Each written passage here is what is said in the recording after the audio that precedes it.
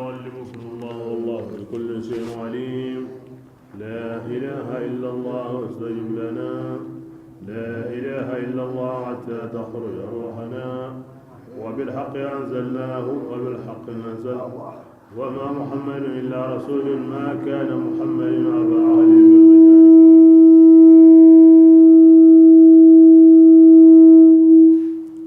وآمنوا بما أنزل على محمد رسول الله صلى الله عليه وسلم. اللهم إنك أنت العفو تحب العفو فاعف عنا يا ربي. أعوذ بالله من الشيطان الرجيم. بسم الله الرحمن الرحيم. سورة اللقمان.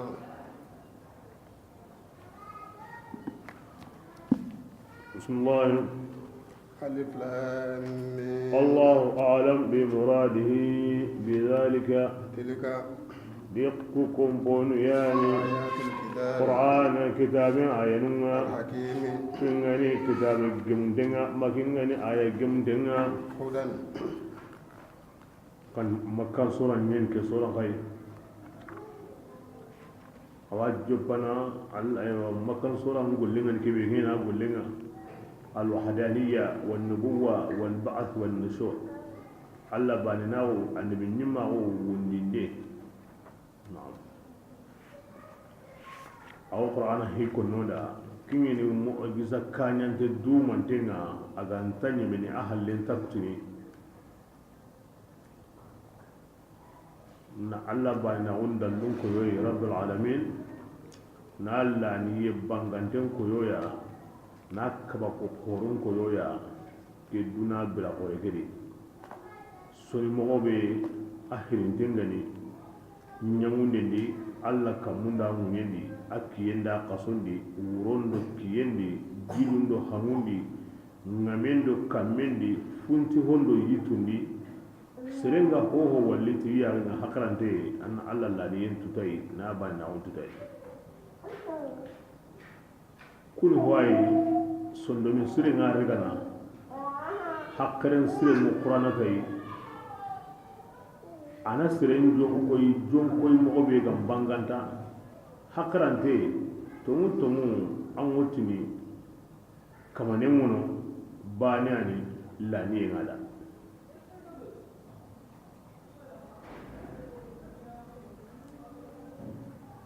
kina ganda kun kunna kun ngalangala anati hilla kapana da hadha khalaqullah fa aruni ma za khalaqa alladhina min dunihi anat la ku konne ngana ku ngalangala nan la awtu hilla kapana da Allah ho ta kan tempai aywa agara himbe ko Allah igara himbe ta kara ko inga sanna hay bal walimun fi dhulal mubin yani konta aga tagandi ngamba ganda hilla kapana ke atuna ta kinda warne kata langara kota na no kanundai indi kota ni antani anga makano Allah andu salama unga man yawakkara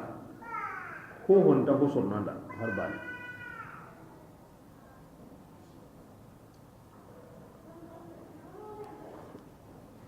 bismillah هدى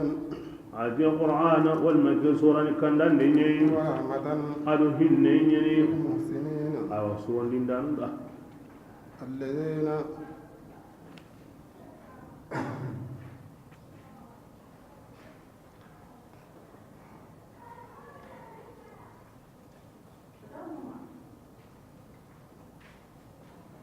الذين فيهم مبين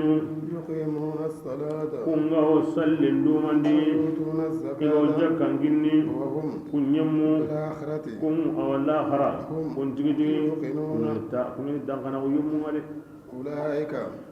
عادكم ما قدو سرو وكان لي مغندي هلي كمانا وما قدو سرو وتيجي وان تقي در كتابنا ومن الناس من عادي يمو باللي سرونا يشتري لهو الحديث إنا سهن سنجين قبو ليضل كسابورا إنا سنجو سبيل الله بقى الله تعالى كلنا غير علم تمون تناي ويتخذها أنا كنتجي من ينبويا أولئك ومغان كتبرو لهم عذاب يمغان كتب وكدمني كنغني لغن تاخدن ديا وإذا تتلى آياتنا آية كي ينقصوا nadu wono bun hars anyi suga na yagarun kobono aro sugu honu aganda sere sun kita an ga wamu nan tubi ara ngo digana isurama anati yagaru huda karake yigandi agana minindi na koncinkine nan sugu ada nan timindada anati yiwo kena kamo kenta hasukat kenta sanna muhammadu kallegeya legentare sugentare minentare kenta sanda kina on salli on sumu gajayen na giri annan diga sigi kedo ka hanaka kenta sanda kina Allah ra aya ngani du honu wono igulle ni sehebe go sirin sogla na baka Allah pinga ina kinya wono ti gurela ina kuna mani sauda nasirun samuni baka Allah killenga nan yeni Allah hinu wati khallake kene mani ya kenta hasan da muhammadu khallake on salli on sumu annaka hamdu nan suyi gado ka hanala hada istiza anta salli muhammadu da awara kene mobe anta sumu muhammadu da awara kene mobe ومن جاهد فإنما يجاهد لنفسه جهاد بيقول يعمل في سبيل الله إما في سبيل محمد ومن الله يدا الاستهزاء نهي قول اللغة الله قيمة كي تكون استهزاء يتكون مني وعيان كي يعني كم مغباني يعني أقرنتني عند دقا وياسرنا عدو أو كتاب ورني Allah tintadi faren tintadi awabatiyen tadi khibaru sanden ngadi qissanu hananu mo qase im masala qase wal man qissanu saha na masalalun saha kun ngadi awutina gar muhammadu kamun khibaran ko nagara njo munyen khibaran ko nagara on da munyen ni on da ganya ga mun hina ona kamu ya halen to ono an gendar daga kamun ni gendar daga mukanya go lewi kahiri men illa kapana ne do ot ay suba ne yanka kahiri kama ay rangal bengo tirni islamic kutana kama an gori ngamma anda qawodi hoyi na waran kada anya rabu nyewa anya television nyewa anya dvd nyewa anya yagara ko hoyi ara ko hoyi maga sigi allando allam pinna gade ma sigi Allah korendo Allah bin ngade kembali aya ke wurunan kapa alhamdulillah himmenu gari dabari kenya kanne ma nadru hakar lagi kanne ma nga Allah farinda sallallahu alaihi wasallam ti madina ke kota warni awode minati yugurena Allah farinda ken Quran lengi kade atimma Allah dina ke aga demeti yugu bure ni koy Allah farinda ma kahiri nyam bonta hosuya yani kahiri ni wor islam o ke dema lengi alhamdulillah ante lenga wa ma rajo ngamma man de bediri ngamma man bultu ngamma Allah wo an dinan khidimana ti kesu ko hamandenga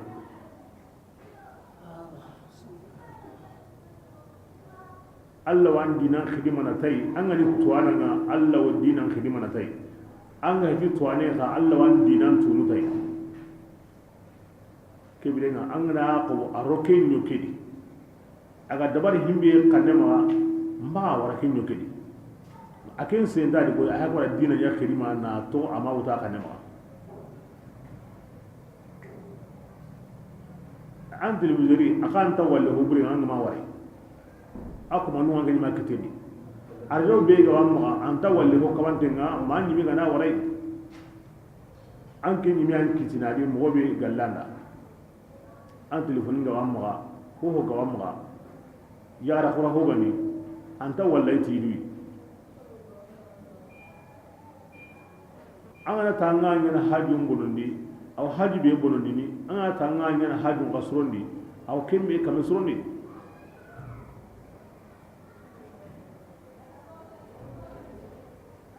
angana kasido ngo hontaro angana hosrilla hosre nyawadi angana karti ngo hontaro miwol angana hosrilla hosre nyawornadi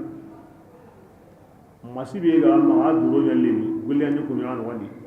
angana hosrilla hosre nyani anyi mega himira kineni ebrenga asren ni du khoto parce que qur'ana ma ho tono aga ma ko ngora unda kam naduru gani kallenya na mo be ma sigi an kallenya ya kinga de ma su ya kallenya de uranga kabay nganari madmun yo hayne shakli bi ke wuri hiti dron televizyon kamantenni yara don kamantenni ube televizyon kamantenni la angin yana suro husire nyana an yana hubure nyana di kibri an kallenya husire nya anna dinan khidima dai anna dinan nya ga tutai kenya na hanna qora dinan ta tanga ko dan ne kunduma ba an da hubu anna wa wala batin mani ngala batin an ta kunya do ken kana hidi hakaran tawo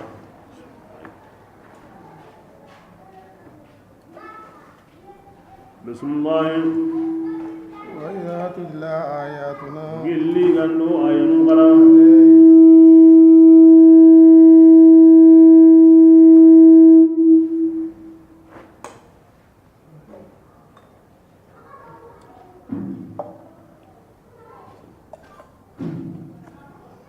بسم الله وإذا تتلى آياتنا إنه آية نقرأ أكين نظر كما ولا ani halle koy مستكبرا ndare gani كأن لم annati koy يسمعها amam guyme كأن وقرا annati sudanyana ataronni فبشره an yagalini بعذاب ya qataya أليم alim kin torantini hakaya ma si kuma ku tun ran kama an da Allah ayamugo an wuqinna kama sami'an basiran na mugu na tirinka ma nya koy an taron su tutingani بسم الله يمنين كمبتوني إلى كل سرنا جنات النعيم نيم أرجنا كم كندغني خالدين دومان نيا فيها نيم أرجنا كني وعد الله كين الله تعالى نينني حقا تمني أسبت ديني وهو الله تعالى أياني نندانا حكيم يعني كم نندانا خلق السماوات إلى صلى الله عليه وسلم أتي لا يحل بيع المغنيات ولا شراؤهن ولا أكل أثمانهن أو رواية ودي لا يحل بيع المغنيات ولا شراؤهن وأكل أثمانهن حرام لو رسول الله معدي سوغون غاغندين تجمي serebe ga la tungana gaga akobondenta gemme ajon ko ni ga yan kana ken haram tenni ken pagade yetum baru nya serende sugenga iwo sugunu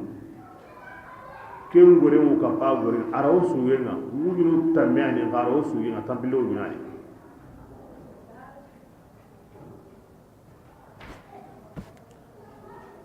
man sawura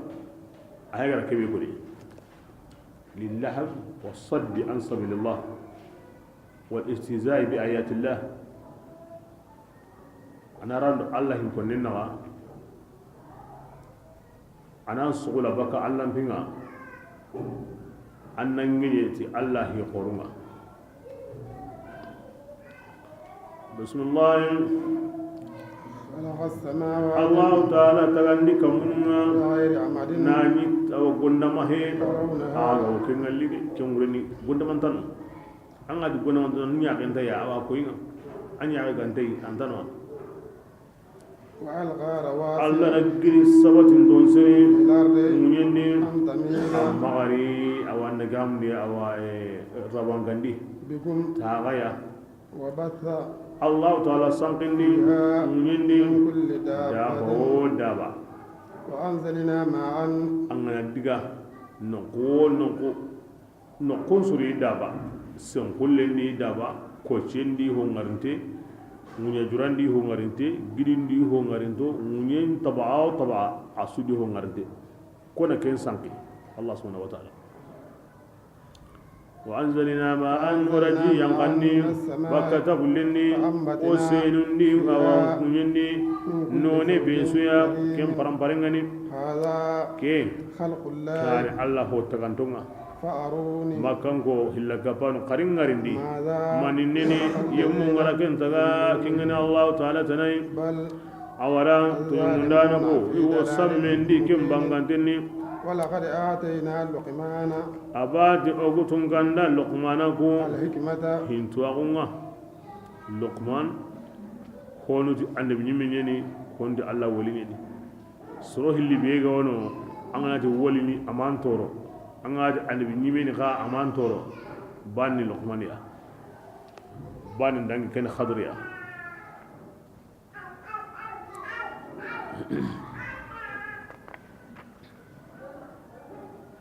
luqman Allah kam khoreni woyani ke saboda Allah rahin koni wa qal luqmana ni me sori nga di serebe yimi gani luqman to ngono ko wono bun faur bo kinga nanyi aga ndanya kinga awonyana na billahi ibrahim akhi wolle menga ibrahim akhi ngono faur wono harana wono kusun akhi le moy kusun akhi no وهونج أيوبا أخي غرين يرمني هونج أيوبا ما تقول يرمني على كل حال أخوني أروون كتا أروون قواري كتا مكسري على النبي الله داود أركنا من بلاد لعلم نقول كهوي بيدي هنتوانا قورين يعني بسوتي النبي أو بسوتي هنتوانا يعني من إكرمته كين ينتي عن بني منين كندو شعبي يقدر إدى اللونكوني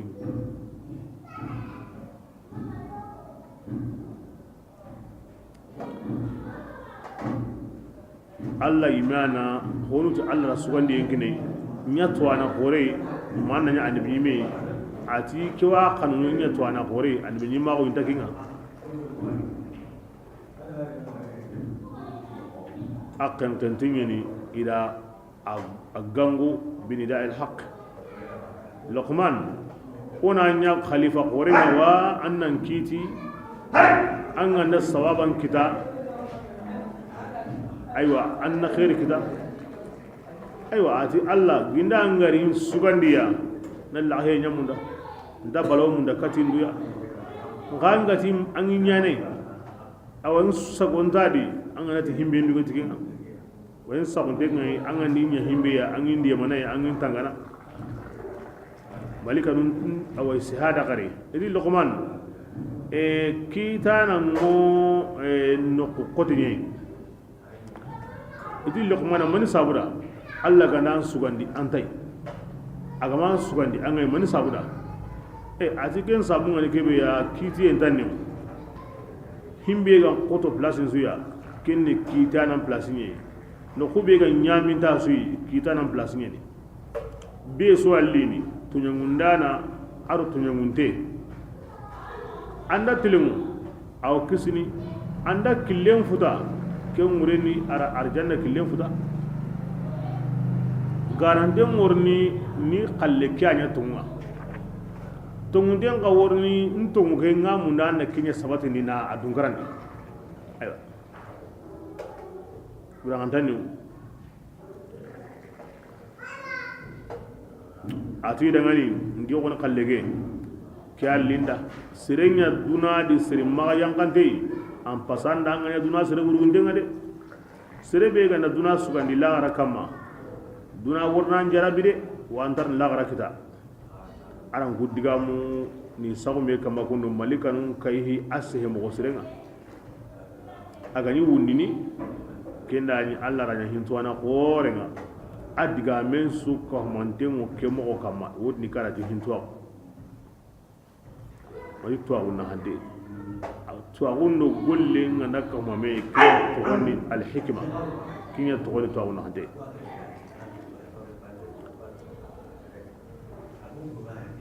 kem balani ida admi yonkini nabillahi dawude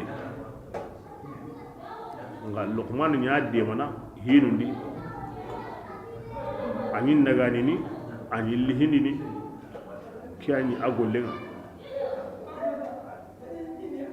igo nyugora gemo ati hulani ange nagana ange nyame nagana nga kundu anga tilana nya kundu gari ati na'am anda ken kita kamo ati nda tungunya godi tun konne na kinga ado duntinga o ado nin taqibu hidi himbe ga ma baginda kusiki kenya ningenya kaya kyongre na maniya Allah ga himbe su wande gine na tungo ni ido Allah yimina Allah anga ninja ko yandugi me jako ga Allah ile malai kin tungo ne sire tara gono himbe ga wai ille ama bangida akiri kin kamaninga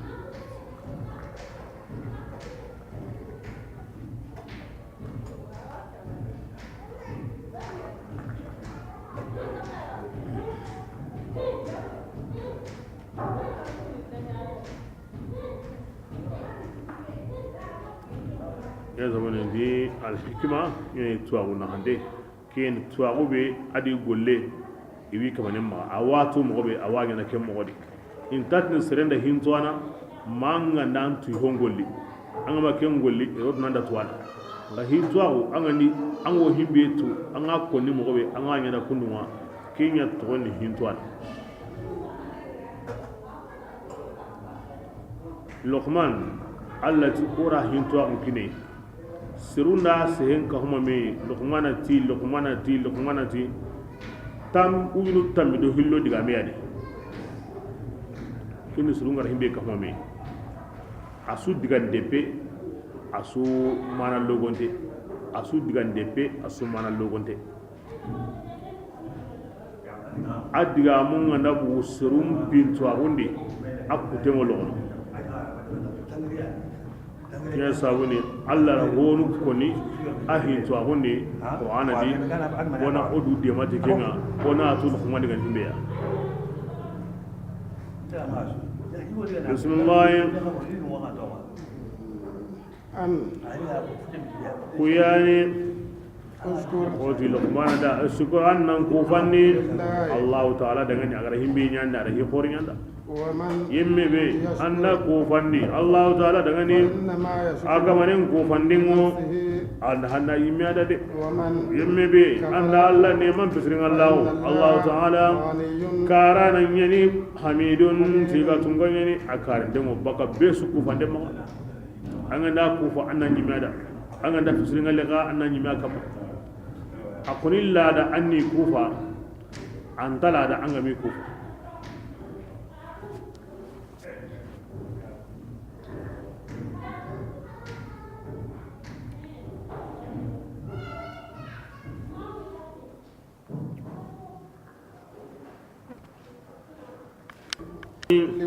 irin min dangane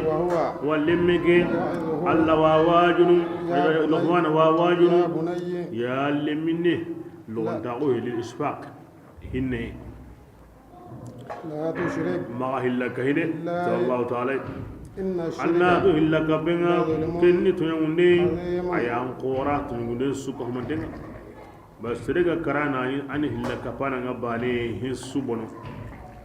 يا سوارا هو نتابون تيوندي أوا هلك بينا كين هس بس ما هنا بسم الله ووصينا الإنسان يعني يوم نكى لقمان أرم منك أتوين تثاران والمشكم والمنعم أرم من دايا كي كاهرين يني أمغري أغري واجني غوس لاماو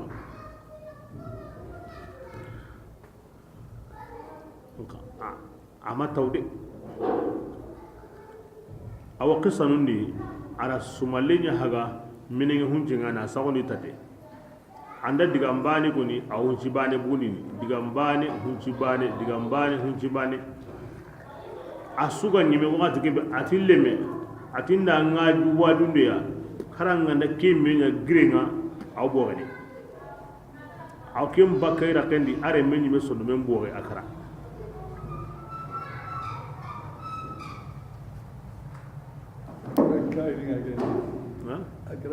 akara silami wahjun din garan sunu melliga ma wa abono kin islama wi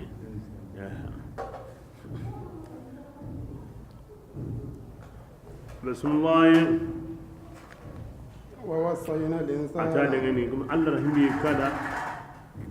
Allah hayar himbe la amoda ki makan sura ni maka man no hilakape luqman hin to makan ko ngatu agara himbe ko ire mun daga ni awi diga mundi addigan kasumo makan ko suhundi awo luqman betu addigan kasunga agama luqman gara digan pana be kire min da wayunde ati maka hilakai hilakape nya bonda hosia amu ko hilakape agar himbe kada himbe gara ko ni re nan ka qisan din nan ka Allah kalliga mai oti islam ko ngani awa sipasema anga islam ko bani hisusro atillemi amu Allah kan ni nyana an jabundinga to non worni anga na to amma diga wayasi Allah kan ni nya an jabundinga to non wornanga nani amma diga wayasi dunaran kuti ni jagunde yi dunaran ti aw ra'sul umur at-taqwa hin qulani mai Allah kan kin Allah gati akramakum inda Allah atqakum himbe go kan Allah dinan tanga dron kibra kenan qora Allah ma dinan adille me to ko da jana janga ma to ko diga na ñagallanuma mani sabuda ñagal awa janaje ndigay mo seren simmani lagare ñagallan ndigay nga kenna seren kan din duna yayi kebe nga hadamari me na to angu kanna lagare angu jidini khairiya na to angu kanni duna yi angu jidini boneya ati qara adille me maganya anga konton ta ki gamma isa mani sabura kanana ngada ki gamma ngu gilli aw qasana ken ngani anke mo ken gane tere di harsa ken wuri ni gamman kata hoygo anke konto kenga maga sigi gamman nan kata husre anke pada mare mango konto kenga kan nan gille na Allah batu ya bunayya la tu'akhir tawbata fa inna al-mawta ya'ti baghtatan Allah rasulullah ati gamman da qasa ara malika nyawari kebre anna Allah nyaga anna kafar gismunde ya harenga da qasa ara shaitan ya wari daga tanga mundi nya hubure nga kem pakati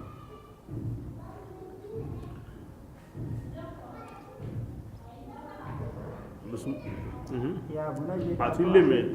ma tubun dugundi de kallen juntalli ne ade nan din worne tubi koni kara kotatu atille me maga kani samunte minya magundi de an ganda kani kendi bane awonyana yagala ti samunta ko ke hana awa alli an kenda igolli bur kullanda ya bunayya ittaqillaha adille me kanu allai maga ko yisiru ngatamu kana allai de ko sabura ina ndaro maga kinya de na yan sunu men burini maga kenda badde anwa kana allai ya nan kanu allai Allah ro kannen kaba ganna nya surun ya gamare ko kana allai an bane gande an da hubure to kono ma ke da barde ya bunayya nadimtu ala sam'a adille me maddu min nimsini hina ku kam abada inna al-kalam idha kana anna to sehe gandanya aw guru kulle su anga ni ke kuru nyani kaninga ya bunayya i'tadil sharra adille me la to huburenga ko huburengo la to nangam obe anna to hubure nyan tagi huburenda yani ho sirega he magatin dai الطيور على أشكالها تقع هم بينو غمبانا تنتو سرينغا تنتو سرينغا الله سريكتا أنغا تنتو خبرينغا باني خبرينغا أنت كميدا دي يا بني عليك بمجالس العلماء أذل مي هم بيغا يواجبين أنك ما كني لالم نتاغل لما هو ننتاغ أوري أنا لالم نتاغامي ترنكا نهين توانو سهين ترنكا كين واجبين أنك ما أنا تو الله سبحانه وتعالى أوصن دمغارين تنبلان دي تهين توانو نورونغا koy mo be agawo kunye karante unye kante ngari dini ti kamen posrenga atille me garen togono sere ganda gara a ansaramu diganale amra sarando nga gare hubure hinto anunti tara garen ngasalle buya ti hari anganda tungo tabe senda sakai wa garanti nga wono ko sarantai giyantai serenta bunda kinya wurini yadhabu bi mali waji ya galla kan jinni mani sarabe ga wanga sarantai garanti sarantai inda dana wina gare aro jene wo sere saralona adille me serebe jukunga bono a akam paminga bende jukubure boy man kan su ganda giri anga sima linge ko ni kalle ke ko ni asyo ko linge ho gandai anyana am ta ko jomo ko goy an jukun serenge ni am pamina lo goy ho ganda giri anga sun ta tentari mako manya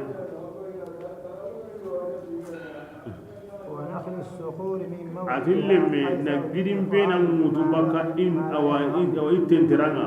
annew dinan ta tango sere faamu ni sere be granda famini ani suru ngol ngol granda famini atille me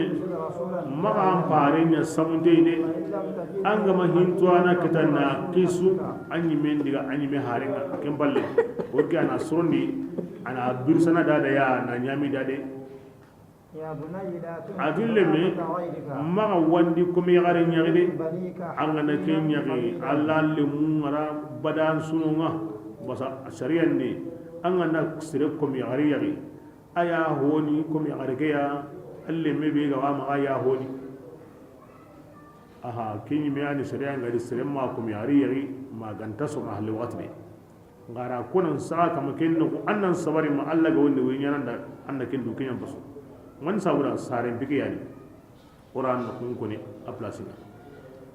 يا بني يأتي على الناس زمان أدلمي تقر فيه عين الحليم أدي وقت ورنيكي نوغي أن يغن تقرنا كم بلغني نوغي نيال لغياندني أهولان نوغي أهين تكمين سريع كبرنا أو تيمندار موكم بغين تقرنا تغلم ما غتين تقرني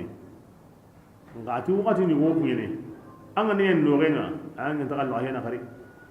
aso qor na jurman kam aso nyana norenga aso ko nada يا بني اختر المجالس على عينك adille me tawo dingranu masalaranu isugandi koy anni annaka mundi awa anga wanya gen sugandi mo gobe فإذا رأيت المجلس sirin suhurundi yage nyasugan dengam mo sire mo sire azga muren mani angana tawran pay angana ni tawra be alla qore ke hin konni nonga فاجلس معهم tawu ka pakunga فإنك إن تك عالما angana ni tuana ya antu agunna anha وإن تك غبيا alla hin konna non tagalle mago angana ni angani samde mega awa anna alla tununga وإن يتلى الله عز وجل عليهم برحمة asikandi allah subhanahu wa ta'ala gande yingini alla hin konna ku kamati hinne yo hinne ya anan kita kapiya kibra kenta taqra suya maganta allah hin konira ana utidaru allah yimmeti ana jalisu man zakarani sirebe ganda iki allah hin ko ikini kin kamanin taqalle manga taqran tanu nan dukunna hanu sikwai يا بني أتلم اجلس في المجلس أيوة ما تاو دينغرا يا الله غانتا هي كوني نكوبيدي الله دار خورك فإنك إن تك عالما بس أنا تاو نكو الله هين كونيرا غاهي غيندا غني توانا يا أنتو أغم منها وإن تك غبيا أنغني سمندي أنا هو كبان سمنداغما وإن يتلى الله عليهم بعد وكيني محل الله غاندي يينغيني كماتي بوتينا كبرينا أيوة بوتي كوان كتنا كفيا دي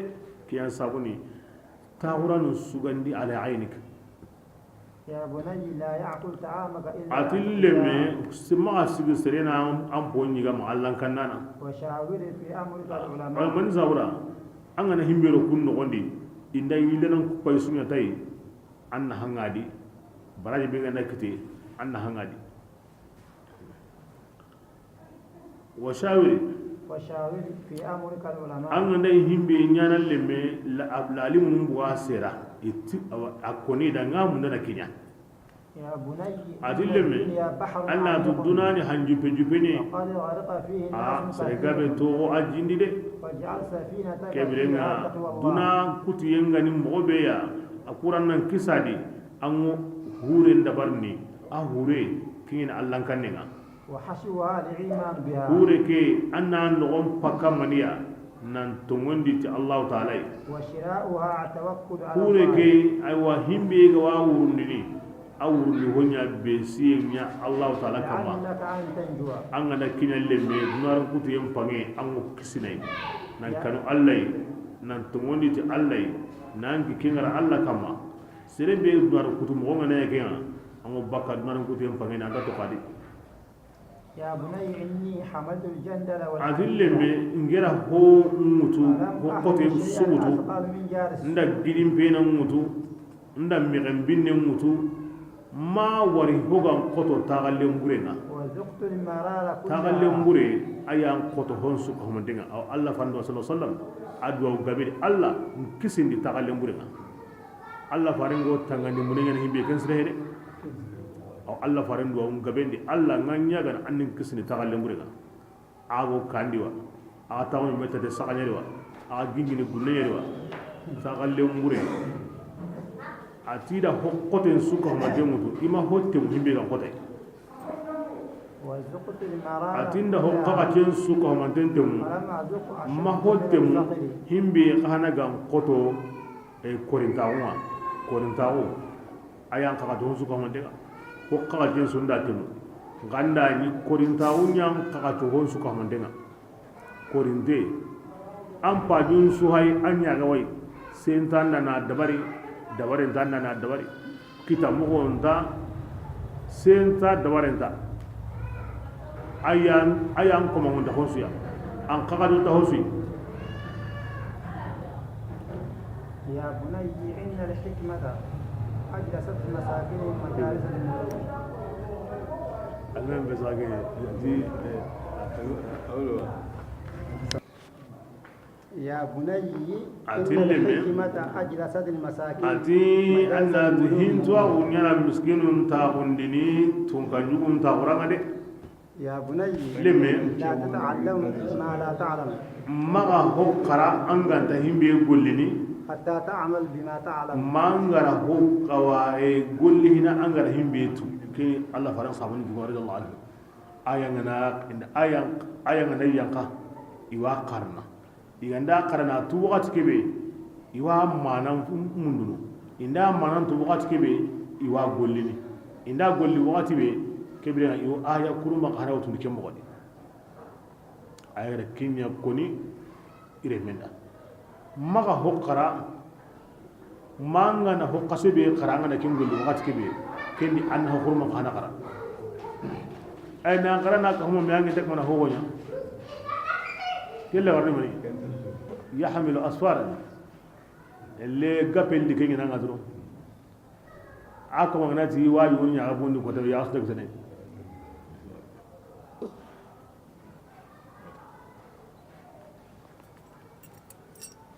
يا بني إذا عرفت أن تعاصي رجلا adilleme angana ya munna na sere nyam pinya lemai kata ambla rajo paina kusa kama butundi hina فإن أنصفك عند غضبه abutun tenga na ya sere telemunte ke birenga anna nyam pinya lemanga وإلا فحذره wana kapesu gono jako ya awrni gaja ako butun mewri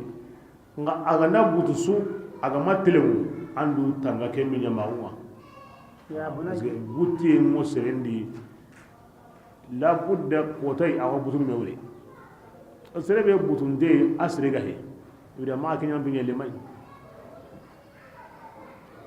يا بني إنك مذ نزلت إلى adilleme استدبرتها gilli kota be anga sare de gilli ken kota anda palle ko yunai واستقبلت الآخرة gilli ken kota anda jonko lagare gilla gilan sare kota anga ni tunar bane ken wurni anga bandi lagara kinya sabu anga ko ndiga kata kabe ya annan tintakini dinanta ango kamana anyu kusiti bakan ko ngura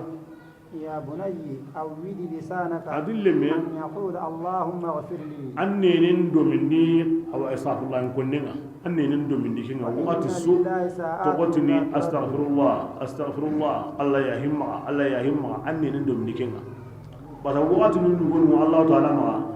anda gemu ken kon tenga bani duwa unta sagede يا ke بني wole waqati nun nan pasumeya e kome kon allah ga ya hamma bani anime ho on tanto no hadi no za sire astaghfirullah kunni ana lazimi adille me إياك والدين ay am mo to tambo uti ngade فإنه ذل النهار adin go me konanda tambo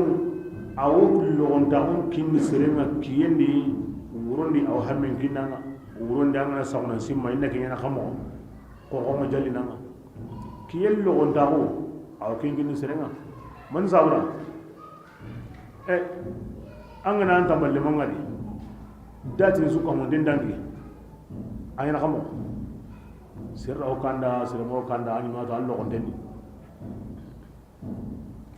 يا بني أرج الله رجاء adille me amu alla gigini moya على معصيته kenna maganya sabu yana sabu ndi kutai ngadi alla hinengi na ya hayengi nga kenna maganya sabu yana sabu ndi kutai ngadi alla ni ya halanga na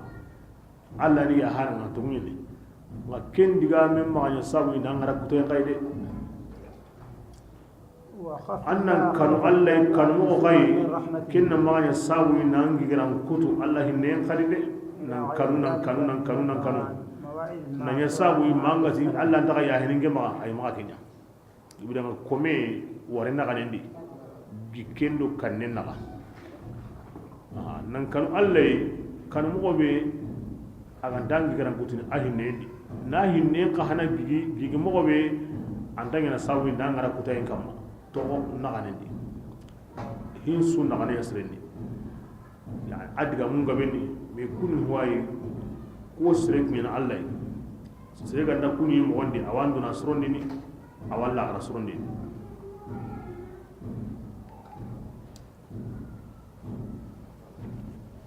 himbe gire men da akku temorni awonni hungu ya ro anda kanendi ko mo wara ko ni mo be ayanu hilli Sa'ad bin Abi Waqqas wara tumanan ko daro aga tubi adi ma himbe ga wuro men na wata ayanu siki mana ato me wornadi basun Allah la dangin Qur'an ne aganda ibani na on ko su ande wasiyen no woni awo sarana ko na to kay wal luqman kathir min dangani ma hillaka hilaka pem me to ngunenta kibrenga Allah la da khasibi gono saranan pi nasrewum wasitay nam pakre to an saranundi Allah yimo ken to kine kibya o dangi de til luqman sehenga agra himbe ko iremenda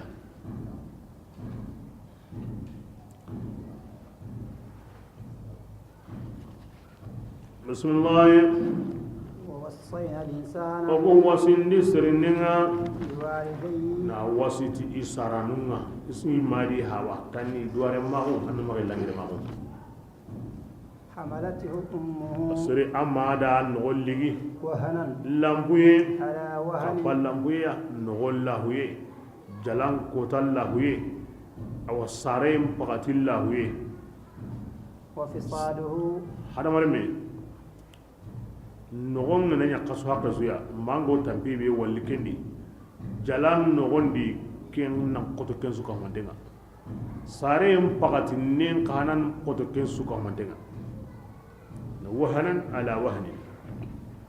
ko tasu pan kapa awa malla huyenga anda sigi makota be sarengo nyana ko tasu pan kapa la huyenga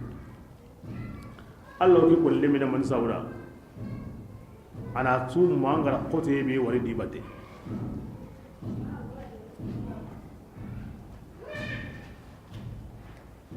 bismillah wa fisaluhu أحتينك في عامين كسينو هلدي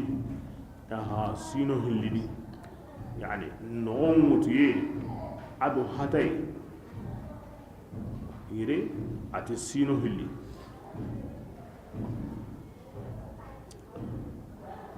sino hilli tampille ado kasu naati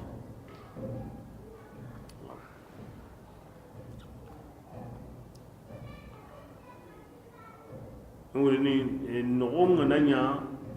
kaso hake be kengo kutini baga da sinon pili wonu di hamluhu wa fisaluhu salatuna shahran tanji ke kaso imba tanji ke kaso sino hilido kaso segi ban nogo ngana nya hake be ya وكان شراغ مون قاعده كين كيتن وركان هون سوغندي واتنا كبرنا كين كوتين نانيا سوغندي ناني كيم مدانغي مالان تا جاكو يام پتنا نانيا مالو habinda da ajaku yam patana nanya maalum manda iraw gemari kon nani kим makni ina hata wal madarra sawra ina hata tanji ke qaso na wutun non tawuma sare ngana buwari anda to haqebeya bo kenni sugunde ngati be aga malunga ga hillida aga nta jago nyana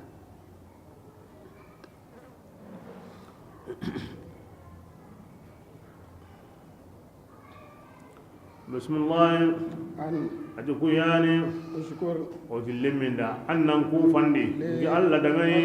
adan saranum billi dangani galla gani nokku o katinga Allah ta'ala ide وإن جاهداك saranum billi ndan gellemme jagoya kuma gandini annahu hillakahum tinga Allah ta'ala tuaqu gamani andangani tigen billaka benga maga saranum billi maga aw iya maryam batu kendini وصاحبهما ga awajibini anni hillika pallema dunan pindi o gani hosringa kini wajibi yankam amma Allah garanti iqallendo Allah qallenga na gem adabare indati kenya ago gemi Allah inanya anya me indati kenya anta gemi Allah Allah ti maka kenya de nka kenta nyana an alli kimba kanga antu sahibahuma fi dunya bil ma'ruf awajibi nan kamma i me ko ni himbe go jongini ti i me ko ya dunan pidi igati aw ke kini nganya na ke kini nganya na ke ma kyallin ke da ngamu na kyanya a wajibi nan kama anna kenya iga ne akahirin ngamo mo kenta diga ninanda anna ma sigiti honunga hoganti maga anna ibrandi hoganti maga anna idware mago na mogo ida na maga yankida kenya na sabu ya igara worno anslama usrikeri أنا أشكر لي ولوالديك أنا مغو تانتاجمي في أو أنا كامني أو أنا دي أبركة تامودن الحمد لله نمي إما كنت أنا بقول دون خبيا أبركة الله ده نمي تيجي مو الله ده نمي الله وتنا القرآن دي أنصر من بالله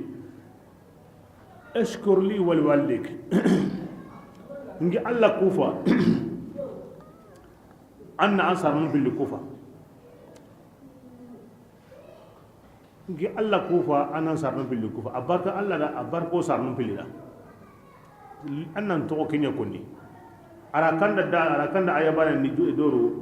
أنا دعاء نيجي دعني والرب ارحمهما كما ربياني صغيرا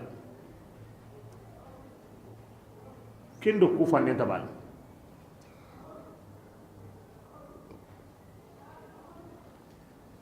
kendo tiga ne tabal ku fanne ngeni ti shukr li mun'im wajib sere gara nema nyanda himbe ga na nema nyanda na ken kamanen ku fa keni wajibi ne sere ga na sere nyanda ku fanne ni mani hulani nari ando baraji alumina alkere ku fane nari ando baraji alumina sunu gonna ti bire ni gonna na barkan sa hondi kuwa shukr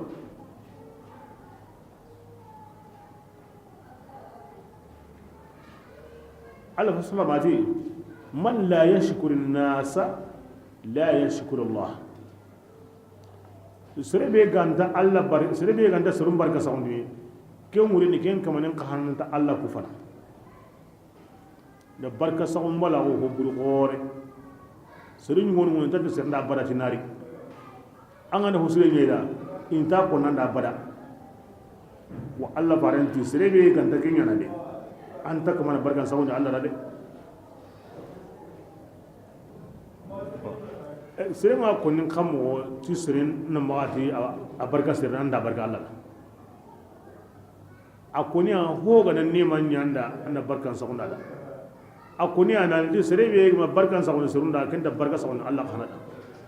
ko ko ani sabu ngan nema be garan kitaw agri Allah yi Allah ran sawon de ke juban bagawa aran no gon bagawa ti jinga wal mai gande ngawa asabu ngabu himberi na lanju wandi mana ataka ngure kenya ni serega ya zawuni an wo serun ku fana na barkan sawon dida kenya wuri ni ga anda barkan sawon Allah da khairin bi kona khairin ya seran nan koto ansar mun biliya iya nya sabu ya na liti dunadi serun wonu muce imata wi saranun mure na diga linge kida na diga sire kida komi kemme andi a okuran dan kuntu kana okunan kunya barkedi ogo khair sura gran kunya an kun palle kyan ku fanne ka to ken ko na mada to ko na pawada kingin wajibi nga anan to ken ko nyada na kwa jondi na kahale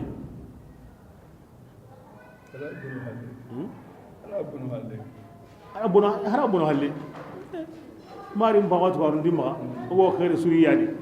alhamdulillah sarana alli kenta yangal nta yangal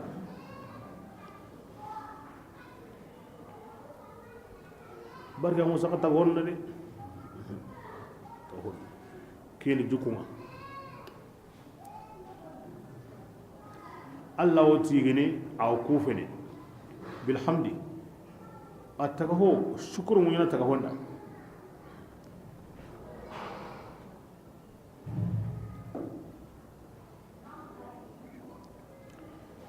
bismillah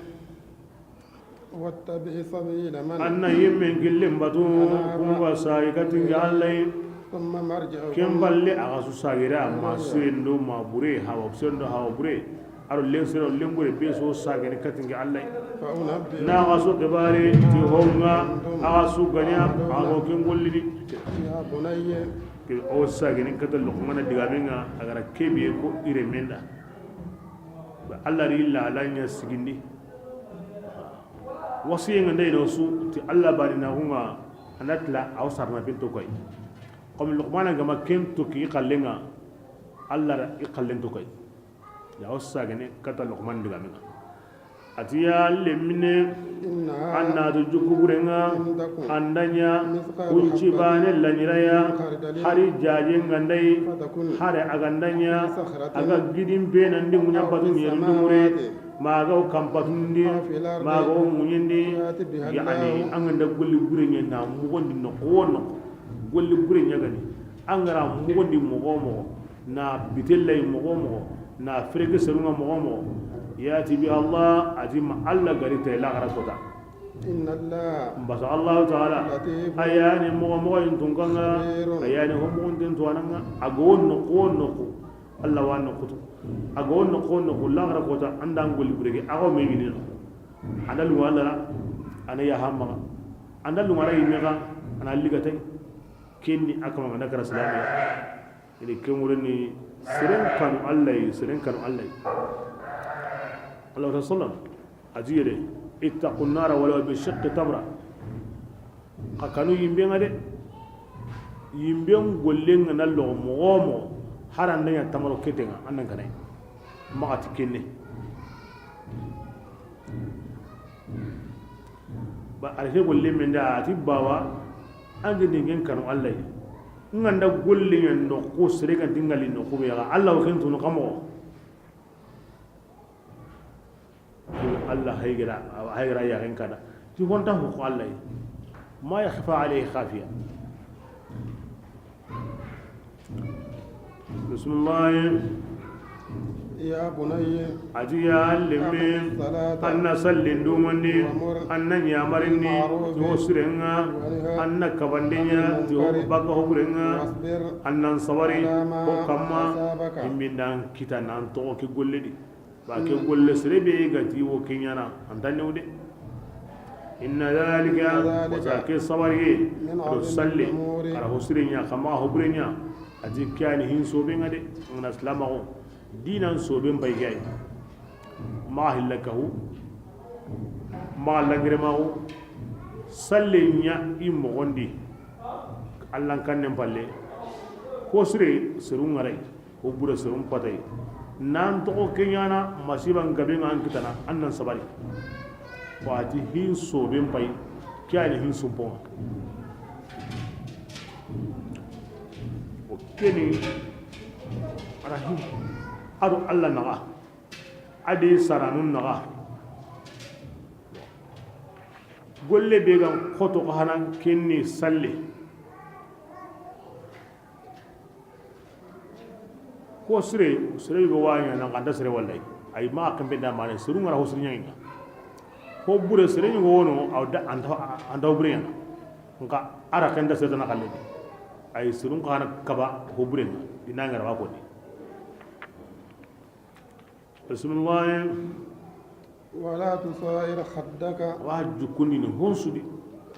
ati magan kan baran milendi للناس awa serun dangani yani magan tatten ko serunga anasre awa sere kawandenga yuduya masre bure ani kan baran ya ko ni serunga ma kinya magan du hu serunda magan du daro serunda bismillah ولا تمش مغترين يندي وصانا غننا أن الله تعالى يحب كل مختال أنت جنكن نسانا بسقن دي فخور كينغني وصانا أنت كن دوندري وصانا أنت كم مندا كني ترمو غا حسرك ما جنكا ما كن ما تري سرو من دي پکاتا ترمو غم بسرو منو أودنا أنا كينيا كين كان كاي وقصد أمود نعني كان كاونو في أنتر مشيك موندي يعني بين الدبيب والإسراء ما نيوانتي ما بقتا عليك بالسكينة والوقار تري تيغرا سكينة أنا ندى مهمري أنت بونو أنا همي كونكو أنت بونو ولكن أنت موسر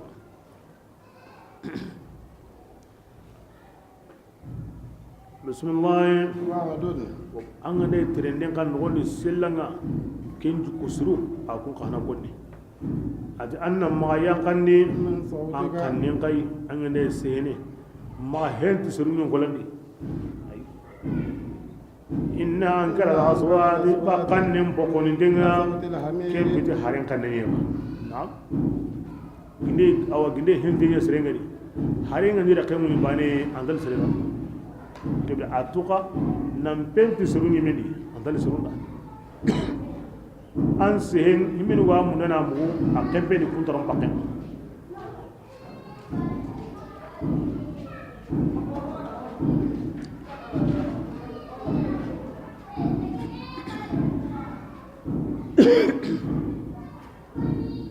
bismillah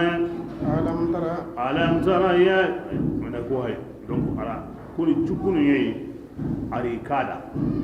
alla ka haygara illa gani ko da qur'ana di gemurani ar haygara jukunu bi kire men da gay islam sigi an jukunu nya kiya ko asren alam tara ya li ankum ma tuwa allah ta'ala سخر لكم ما ara honsu qaja an kundangani aga kamunundi ado honsu wa kingo munyandi ama kintu kamundu ni alla la sultaga adamare munyada iri nogoruho na qajo da onna hetai ke sawur adamare min ngandi killungara ho kama akamundi wa aw munyandi wa iwa nyana iduna hoy ma alla ga ne unada ba attage anyada bismillah. وأسبغ النعمة Allah ta'ala yurubandi nemanga عليكم angu adamare mukamma aho bangante adu aho mugunte minani me hay anyi minan taga mo pai Allah nema bego adamare mukamma kona tapatu ko mugunte ko bangante ayan gazi la tus'aluna 'anil na'im tinema su angara kita ti Allah wantunne igo nyuti Allah bare atara mani ingeda bagi dorgi khase ngai te khase ngatandi awa ponda ma sahante he atin gara mani ingeda Allah farindara adi ti humpa antandi ati yaw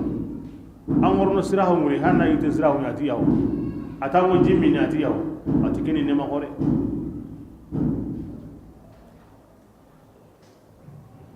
kin ayandi aga ganda Allah neman jate aga nema be nya gada agaranta jate na nima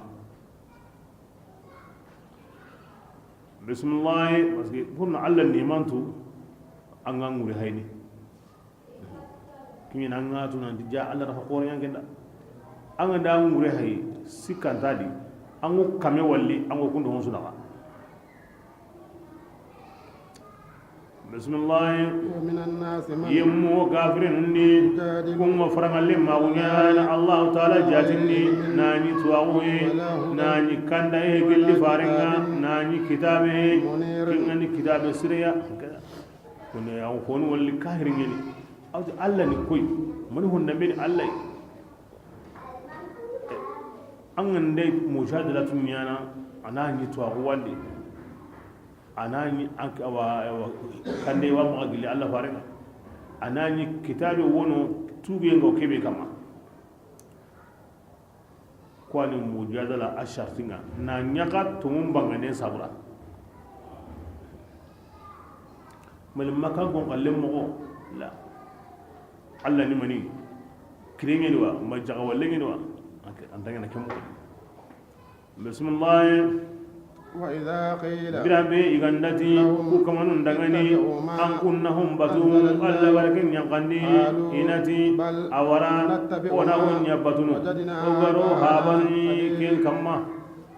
أولو كان allati dangani hali shaytani gandai agawi kundi habanu kulli kashay sa'iri binga intakilla ka walla la kembringa nakilla ka wala kan yasreni mushadala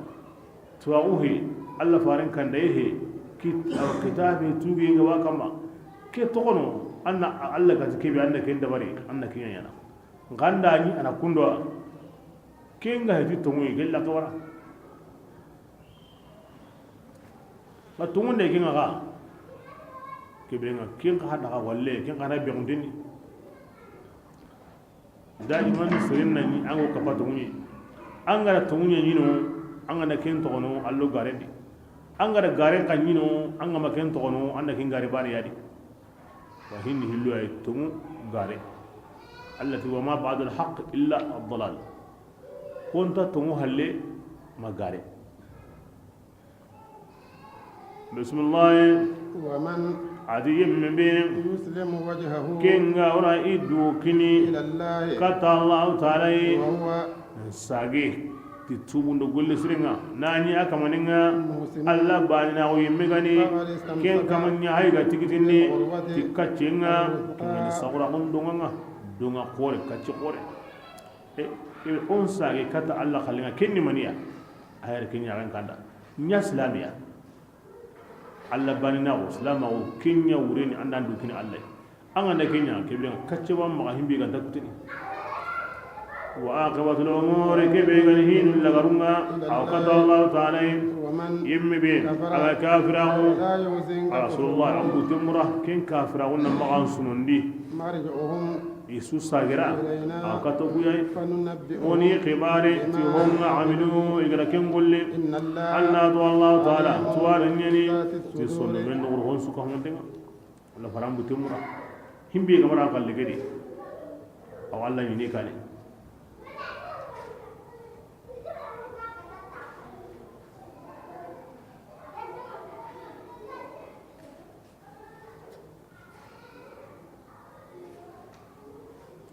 bismillah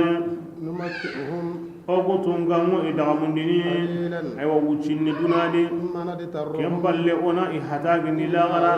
kata yangan kataya aywa ken barakatengani ni ñogo agamo yanta toko dunadi kira lagara mu dunadi bismillah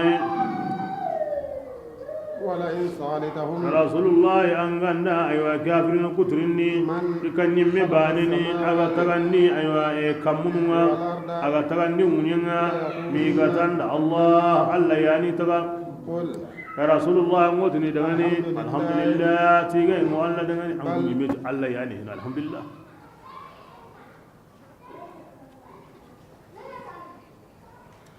bismillah بل awaran أكثرهم kafirin bogabunga يعلمون inta annagamunde allah bayina on wajibina o inta keñatu لله ما on suwa allah dangani aga kammunundi والأرض aɗa hohogamunindi a suwa taga ho ammara ho a kome kenwureni honta kababbatini allah halle inna allah taala a tigi tigi ayani kari tunkanga ayani tiga tunkanga ولو أن ما hon suga ñana aga muñendi من شجرة ayite أقلام a suga ñana kalbenga والبحر hangenga يمده sab'atu abharin hangu ñerina a jiidi من بعده hana hana ke kaba halleti sahandinga ما نفدت كلمات ti الله sahandi maniya allah subhanahu wa ta'ala a hintuwaku tina ken saha ŋuyen su ite a ña kalbenga sappe jibe hake duna an gana tagandi nagato sikkunga nai ken gana ñimi iro hotanalli ken na ñimi iro hotanalli mañeru na ñana allah hotuyinten saha allah ti ike hotuyinten ta ñimini subhanallah ken ŋurenni allah subhanahu wa ta'ala tuwaku gayru mutanahiya ken pantay ken pan kawo kuwa ña mogo mogo ken pawoy kotay aw ñimini allah tuwaku ken pantay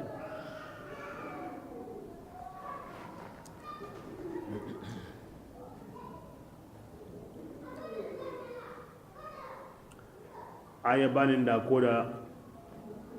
law kana albaharu midadan likalimati rabbi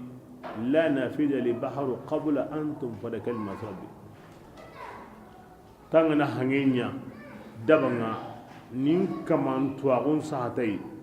maga ñime na ñi nge kamantuwagun ma ñime me kita kallen na logonta ŋuñen funton su kamante ña kalbenga sapeji ke be kawono aw ñimene tanñeru kalbenga honne be utun na sande ya tay na ñi allah to ma ñime bismillah ما خلقكم allah ta'ala ji an kun su tagandin manya ولا بعثكم aga su wundin manya إلا كنفس maganda ko nyonki bane tagandin da wundindi aha lati qaran makka ke ko tanga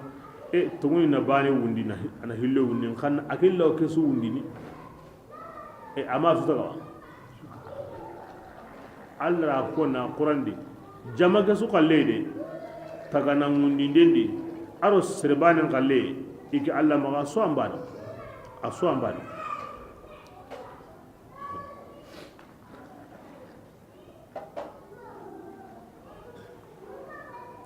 bismillah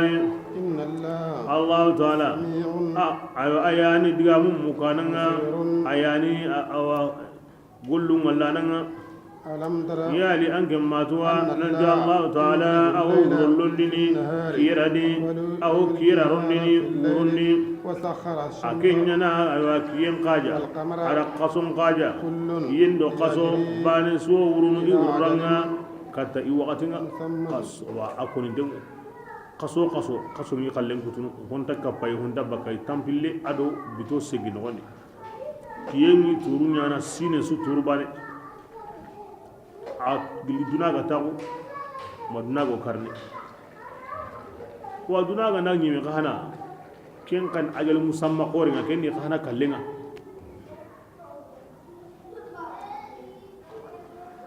bismillah وأن الله amma tunante Allah ta'ala ayani lariyana khabirun ayani yingana ti honga ta'maluna go kengulil yani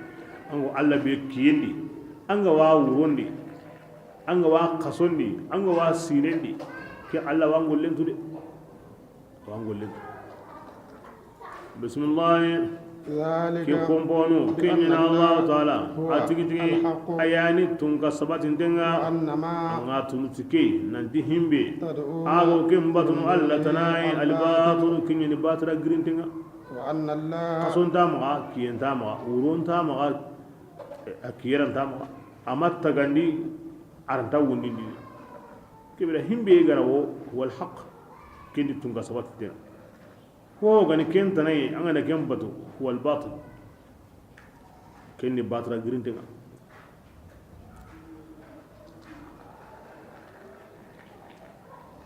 bismillah وأن الله ona tunandi Allah ta'ala هو atigi ayani tunga kallamu denga ayani tunga qorenga ألم ترى alam tara yali angi mangariwa أن الفلك amma hayndi kata aywa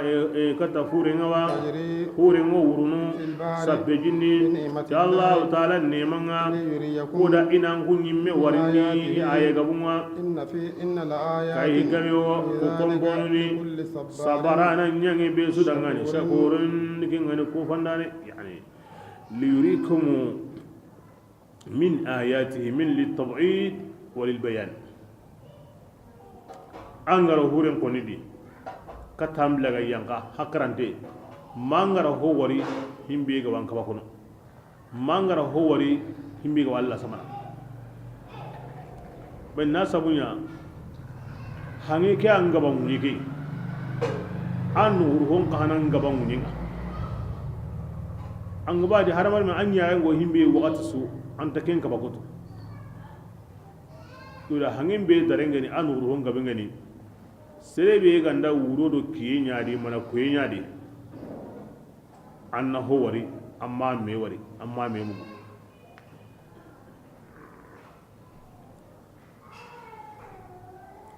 بسم الله وإذا غشيهم ade bira kebe ngamin nganda kafir nun qofari كالظلل aga qomi gidu gullu mogomme الله wala ngeni gidu benu gillengani ma soru benu debenga wi tate wo tauna sirahunga agil mo burun sabra kini na wulalinga donc nan to sabbe jindi bire ni gonunga jin kutu morni aw nyana qomi kumme gidu kem paadinga ndagi دعوا الله هو لن غدن كونوا سنة الله تعالى كريم مخلصين الدين باتي قريم مغنيا الله تعالى ولما يتسمين هو كم بقاتي الله هل يا كتبيرين تنغا okudo huren su ko mande kenda ku poka makeni hinya mande na Allah nyaga katab la kimiya ti khalas yenga bira kebe Allah gandi kisindi جاءهم إلى البر ay wakata sillanga فمنهم مقتصد kebelenga awa jamanna tagandi hono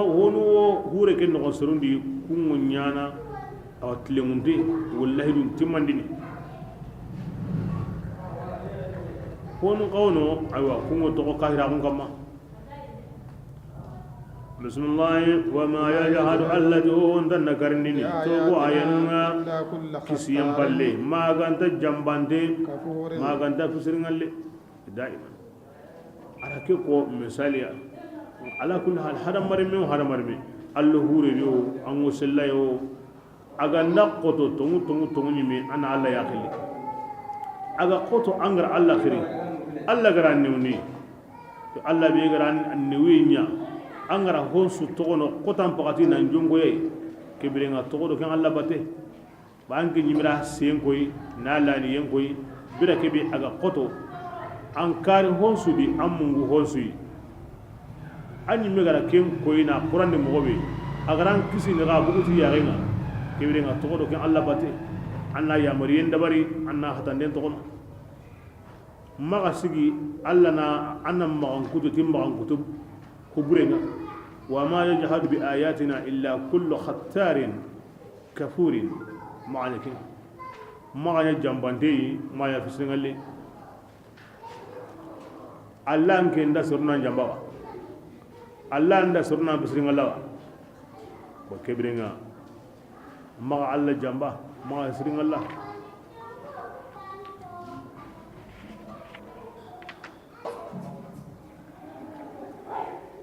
bismillah يا أيها الناس ya makango اتقوا ربكم ango nangana kamangade واخشوا يوما makanko awro koni kahirun kidigami awro koy digami be harni ko awro kahirini kahirin gi kenni mani lemme na bure mpanka njama miwa ko ni mi oganda wundi wona hokkita himbe gam pasu aga kallenga pa dunari mi ogara himbe kita onnati ntan tugana oganda wundi amato wundi ni wa ngana himbe nda kininga non kallenga na sange na tugana o kundigamu kon nanu kumpa kharla go himbe ni kun kindi kahira ko ni bo aya ngose hinde kunya bate atika kanu ko dai la yajzi walidun والد sarana dan hasrono عن ولده baka iri menda ken ko tangati angoti lemme ken ko tanga aga ngembe hakrende tilla gara mpankanguno lemme ngo kinninga na boye ngo kinninga an kana yimi amma sagula gara yimi atalle mi gando sornanda de bismillah wala mauludun atil min qamanya ngodo lemme nyai kingani tukandane awa irim isaranan dangani arbani akon ke ngoro kindi ko kahiri lemme aro kahirin pawe kunyan ta me na hana kidgamin ta konni islaminunda na kidgamin ko islaminunda tafsirin tu imbalagu walma irtibaku be ga wo akamaninga hitake be ga akamaninga wala angara kanjon den kata nanti be su ko mandin ni gullunya maga ko jako ya awa himbe ga nako ni kahirun da annakin ko islamin da sirenta ken konni maganta sirebe anta tafsirin tu walma anyi mira me awa anyi mira kille su da an duka ne sai mu wannan kaso islami do kahirin inta bana dunari inta bana lagar himbe go konni islami da kingono himbe go konni kahiri la kingono islami do kahiri ga bana dunadi kebe do islama gollu ngeni mani o ga bana lagar ka hana kotandi kebe do islama gunna hanni mani e osuma to ko o sawo nyen tabani kira ko alla da na to ko alla da na nya alla da aranya kundunga are minda nya kundunga kedi re mindi sagunya nan kara kahiri la kara kunna nya bani e kebiri ako ni minni mani ako ni minna anga wa munda anda ampa wana mena halla kara kanya islamiya kuni menyi medi kiye an wote ni le me mpawa kanya islami de agma islamiya anta mena awre hiti haranda le menga ni islamiya la kara anta mena hana la wakalla ibn aslam qulna hanni mani ablan mani natija be way mani ma huwa samaratu wa faidatu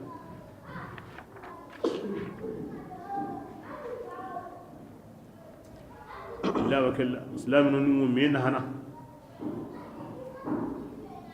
hawunu lemu kananu karamo nu do karlemu mu'minun men hana ala kulli hal والذين آمنوا واتبعتهم ذريتهم بإيمان ألحقنا بهم ذرياتهم كي القرآن يوكين كنودا أغار كاهر نقلن كن نقوتنا أو إسلام نقانا قلن كن أو تويني كدي غارا كونا ولنغلا أتو سرسوغا تونغوندي أندي بكون قهنا غرام باتوكين تونغوندي باني دي لا غارا كونا غنيرون دي ميدي نتونغدا ننتبانا قولي ديو on suronta me on batinta me on allah kamta me an sogorendi wurerandi makkamundi aga allah batuntanga aga allah kanuntanga aga allah gara darudinantanga na sabana o kana allah la gara manga buga numa wurrange ngana bu kam wurrange numa amana hetay kebre Allah ambu Allah kanana di angan hankitana Allah kanana buandi angan hankitana Allah faringati irin ya garenda anta harbani surnanda ora kim mogonko kinya tahzirun laha min al-kufr alladhi bihi tanqati al-ansab ken wurenya awa abbaga na kanundi kahira unyi ba kahira unyi na damben kutun amma ganya hoya an pawa ganya hoya an gama nya islamiya la garan pawa ni ai Allah matin nuhu da alaysa min ahlika armi ati atan sare donc dambe be go Allah ma al mu'tabar bi kin dinan dambago al mu'minuna ikhwa donc dinan dambago kin musren nahana sare dambago ngana ka hay kibla ken ngana hotanay na me na hayn dallagara me na hayn da kahiri islamana ayanu kinya koyno ya Allah faran diga mo kinya koyno ya wa sunnan to anan su ka hukannin yin kinga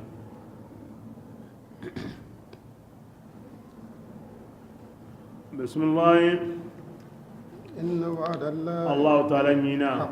tunyen ne aga tiwo woni no woni ne bismillah gana woni ne mai saka makan gon tugo kun makan soran ni bismillah fala taghuranna ja seri ngari dagun nama marasa awakin dipingani de alalu mo mo amrana to de ja seri shaytan marasa nanan nama ga marasa ja Allah ta'ala ide Allah ni munyana ni Allah wodu kundidi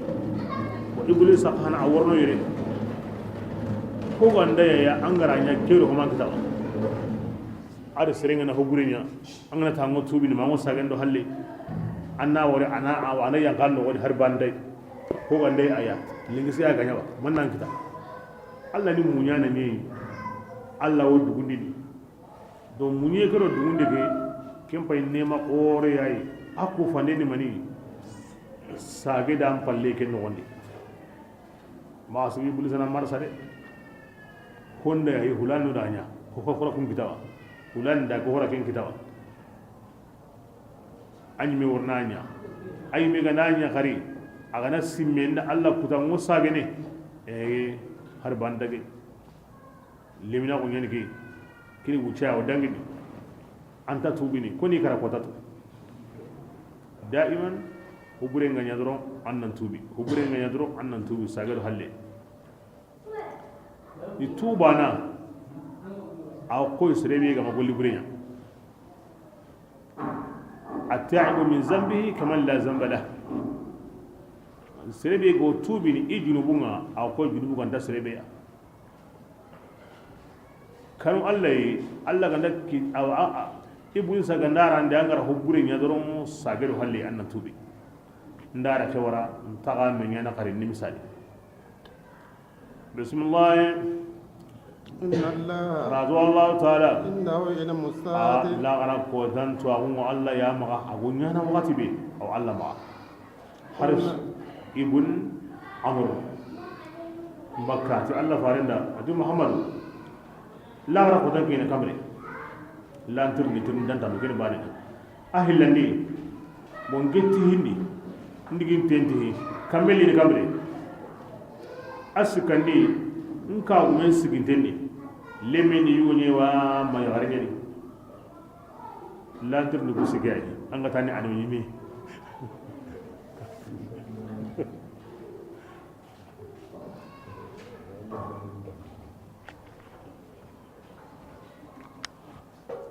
Allah faris sallallahu alaihi wasallam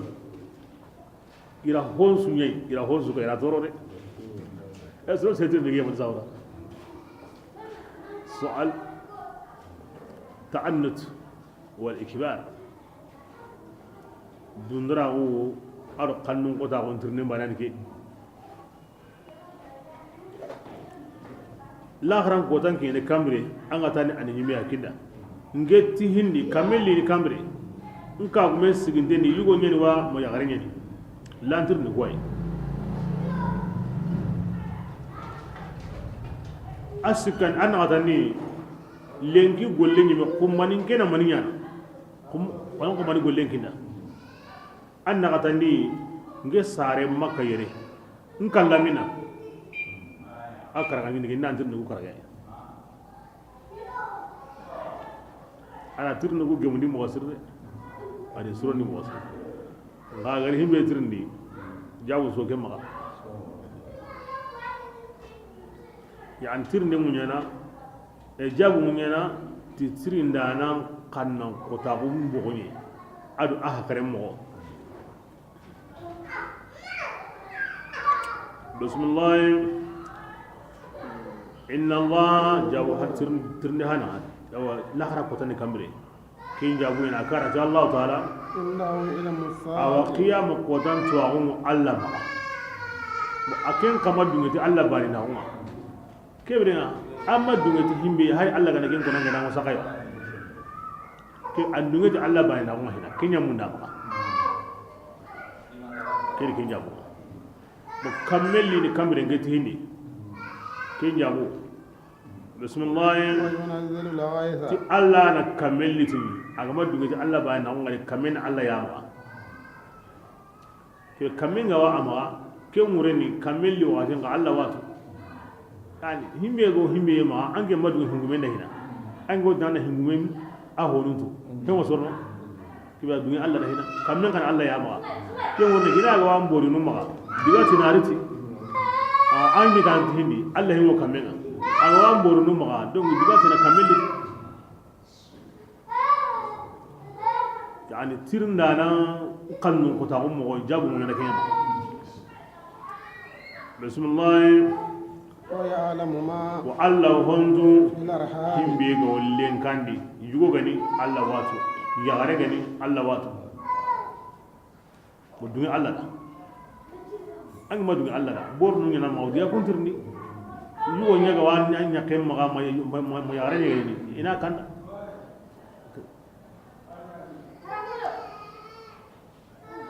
bismillah وما تدري نفس ki bare ku be hayke za kusu allah wi ko montu ndi kusu ya o ko ash'arun ko ma allah fare mabugo dunane ma allah ga wa ko nada bitahdid bitawqit na wakati ndo biren ka da lahara ko tan yana wakati ne kinne o ash'arun ko wakati nga ngali amar dem moti ahu ndenga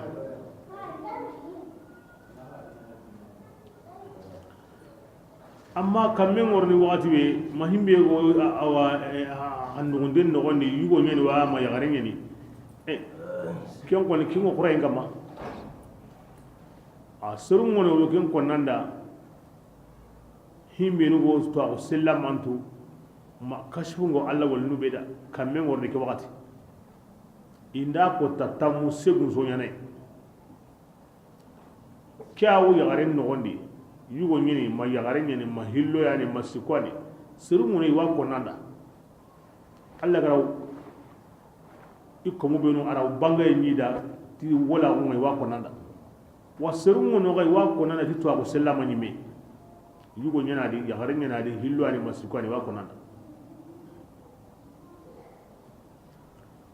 bas Allah wotino da wala yuhituna bi shay'in min ilmihi illa bima sha to aguzun Allah to agunye taga hon ta hoto nadi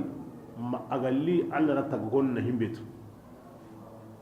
kin allumu Allah ra taga hon natu wakati be kamen ga warni allumu da taga hon natu himbe ga hon wonni iratu Allah ta kan zadi wala kan ni gare nga Allah ni twindige ma Allah ni twindige a himbe di gare de ay illa bi ilmihi taga hon da gorun ka to har bane Allah to wonni illa bima sha ma gar himbe xam at Allah ni himbo den to wananga fala yadhharu ala ghaibi ahadan illa man irtada himmo den to nan Allah yayi taka hono inta yingini Allah to auma mataka hobe aga lumu Allah ra ina yingindi to ahuya ibra wole nun to amu kendi sellan to amu kendi to awu aga taka hono ndo menaga asubri Allah yayi ibra kaba kontano andi woni men ngana tak wanam pinya wona akhirati mu'jiza ara sirkanya hinya Allah ko mosren nganda o tuindi to hoya onati karama a Allah ra daron ta hunyada nga Allah ko nengi me ganda o tuindi to hoya onati istidraj a Allah ra kindige mo osru koy akahirima a Allah ko ne ma kata ketunu Allah ra ndige mo osru koy ngasu oti Allah ra anbeni me ngalle wadi mu'jiza Allah ra hokkine ara surun to akun kanya wolin kalle Allah to hokkine na hom gonde ko da ara daro tay koy Allah ra ke daro koy komo buren kalle Allah ra ke nege koy Allah ko nasu ngani sawuda to akun sugri Allah yayi bismillah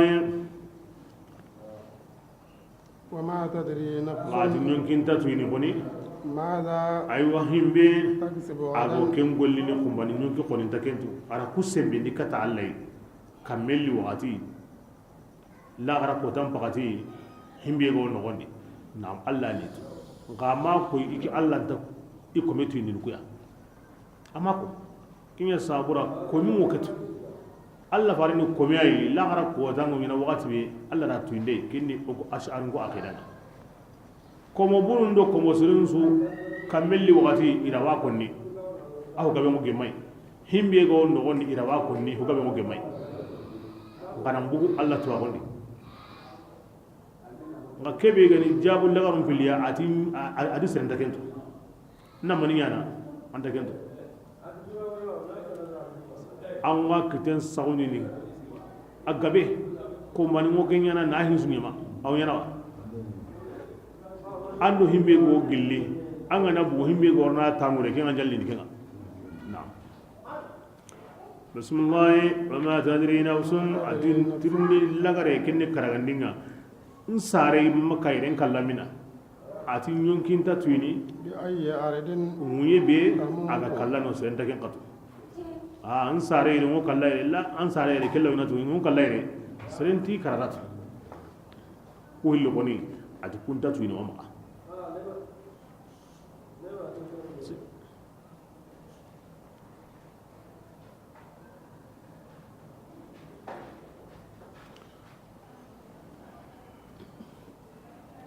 angana ayanum bay tilloge nin arabu kanne nga famu to awon so gilli alla ya ko me gara ho to gilli alla ya wa alla matika na dikari ko men ta hotun ay adi ay ko mun ta harbani to ma himbe aluwi ke da ini tuindai ala kenya ko to ko me gara ho to alungo alla da nan tuindai andi ko men ta ho to no ke anda ke aya kata nan di kanda tuti nduway alla taqentari anda aya kata kon sunu sikko sukay al umur yaduru ala sas ajalat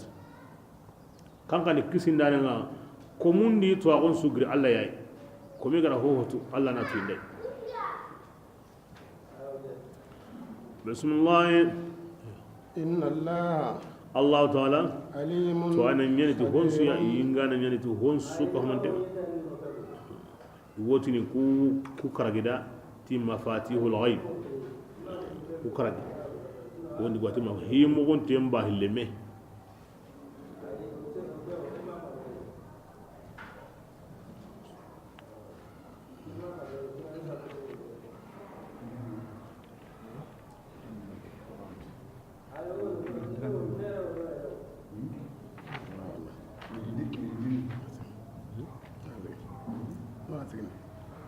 صدق الله العظيم جمعين